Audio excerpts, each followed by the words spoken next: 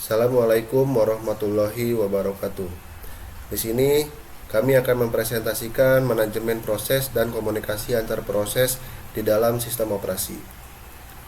Di sini beranggotakan Gilang Mauludi, Hilda Fitriana Dewi, dan saya sebagai moderator Muhammad Raja Nurusen. Pertama yaitu komunikasi antar proses, sistem sekuensial dan konkurensi. Sistem sekuensial. Awalnya, proses-proses dijalankan secara sekuensial atau berurutan. Suatu proses dieksekusi sampai selesai, baru kemudian pindah ke proses yang lain. Sistem konkurensi. Sistem yang memiliki sejumlah aktivitas yang sedang berjalan secara bersamaan. Sistem konkurensi dibagi menjadi dua, yaitu sistem paralel, multiprocessing, terjadi overlapping. Yang kedua, multitasking, penjadwalan, dan interleaving. Contohnya yaitu proses membangun rumah. Selanjutnya, konsekuensi dari multitasking. Proses tidak saling mempengaruhi. Contoh, Microsoft Word dan Winamp. Yang kedua, proses saling mempengaruhi secara tidak langsung. Contoh, Microsoft Word dan Notepad mengakses file bersama-sama. Yang ketiga, yaitu proses saling mempengaruhi secara langsung. Contoh, Internet Browser.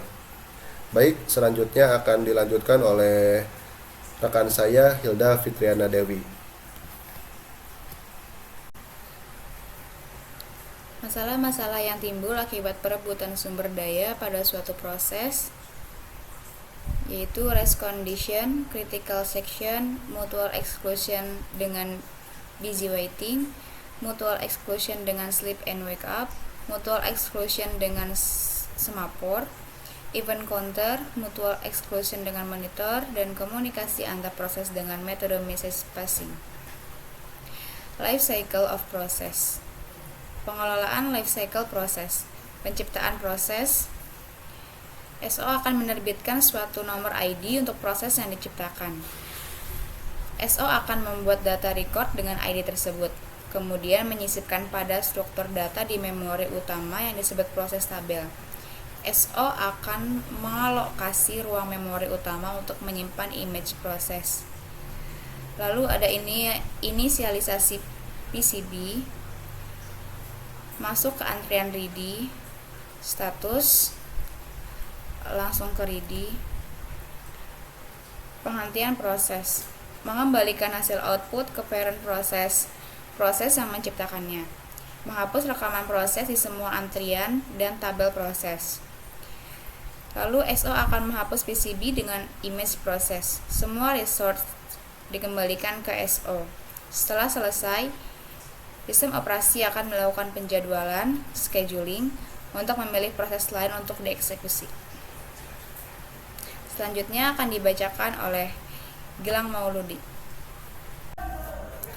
Baik, selanjutnya itu status manajemen proses. Yang pertama itu ada new.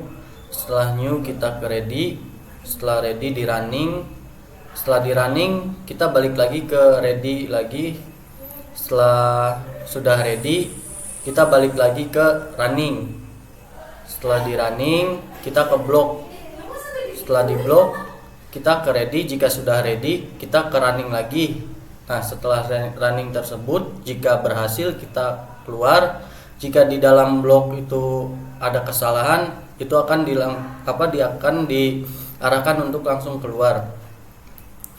Selanjutnya itu ada model 3 status, yaitu ready, running, block. Transition between stages. Process enters ready queue. Scheduler pick this process. Schedule pick a different process. Process wait for event such as I/O atau input output. Ada event occurs, process exit, process end by another process. Selanjutnya itu ada 4 transisi yang mungkin terjadi pada suatu proses. Yang pertama itu running ke block. Yang kedua running ke ready.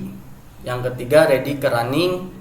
Yang keempat block ke ready. Seperti tadi gambar seperti flowchart yang saya jelaskan tadi. Sekian presentasi dari kami. Mohon maaf jika banyak kesalahan. Wabillahi taufiq wal hidayah. Wassalamualaikum warahmatullahi wabarakatuh. Thank you semuanya.